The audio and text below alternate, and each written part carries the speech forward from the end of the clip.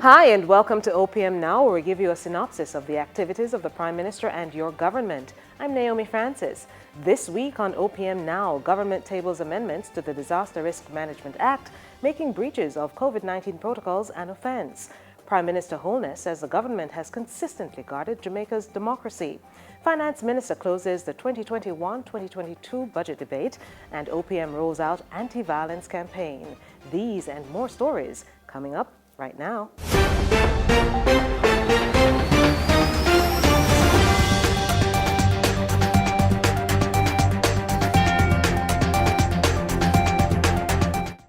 This week's episode of OPM Now is brought to you by the National Violence Prevention Campaign.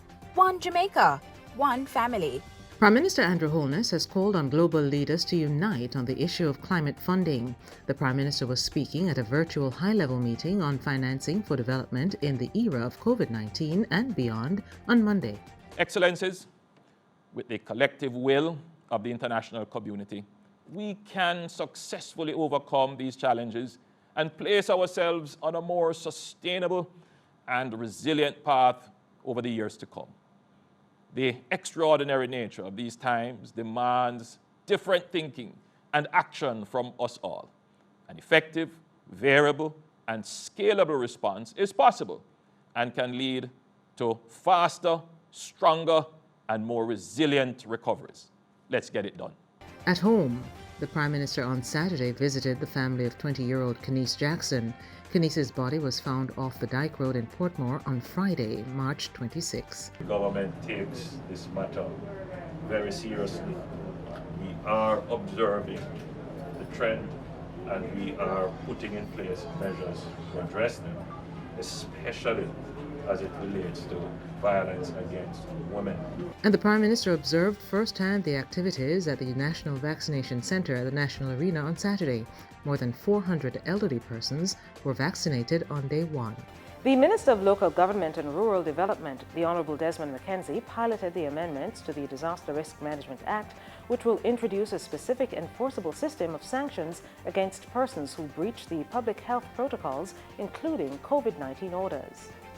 We have learned that while many of our residents, citizens, and visiting Jamaicans and overseas guests respect the orders issued under the Act to safeguard public health, there are still ways and too many who continue to demonstrate total disregard and in some cases encourage others to contribute to the threat of lives and to endanger many other Jamaicans.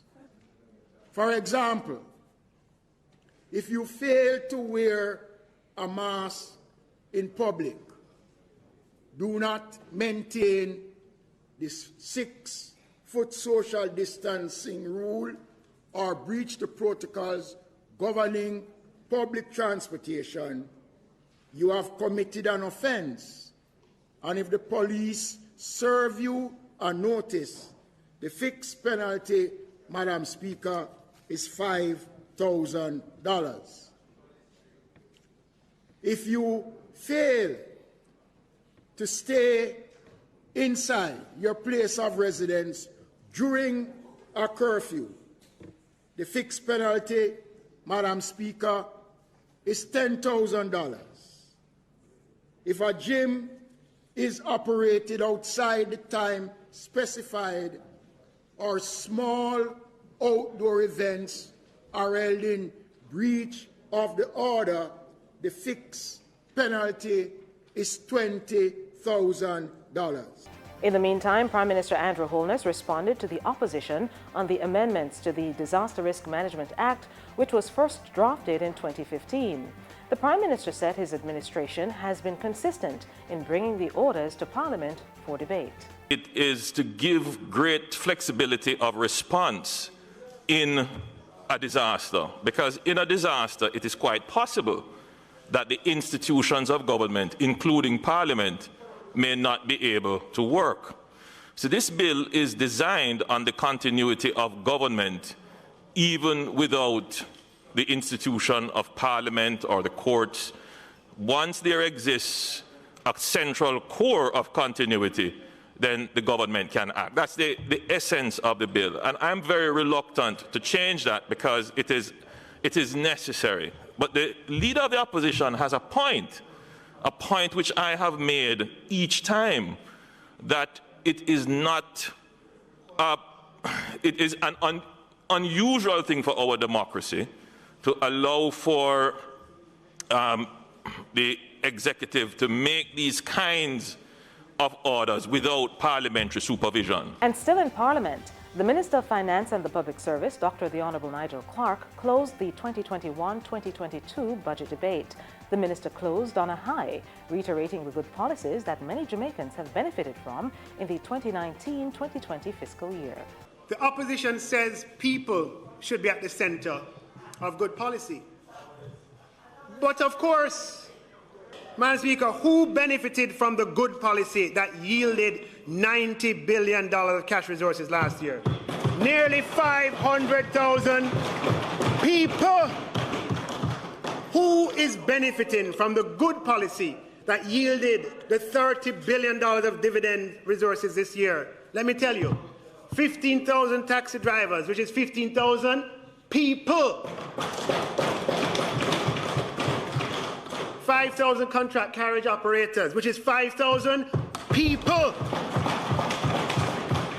Over 50,000 unemployed, which is 50,000 people. We expect more than 100,000 seniors, which is 100,000 people. So it is people who benefit from good policy, and that is why we pursue good policy. And finally this week, the Office of the Prime Minister has rolled out another campaign, this time the One Jamaica, One Love anti-violence campaign. Take a look. We work to make communities safer by essentially looking at the structures in the community that contribute greatest to social capital building. Try to reinforce, build, and establish those structures in a way that the community can sustain their own safety and own their own peace. When we say, for instance, we're doing a zinc fence removal program, what we're really doing is improving the line of sight. If you're on the street and you can see better what is behind the fences, then as you walk along the street or children play on etc., you're able to contribute to crime prevention. We believe in terms of our mandate and our responsibility that by making communities safer, we can make Jamaica safer.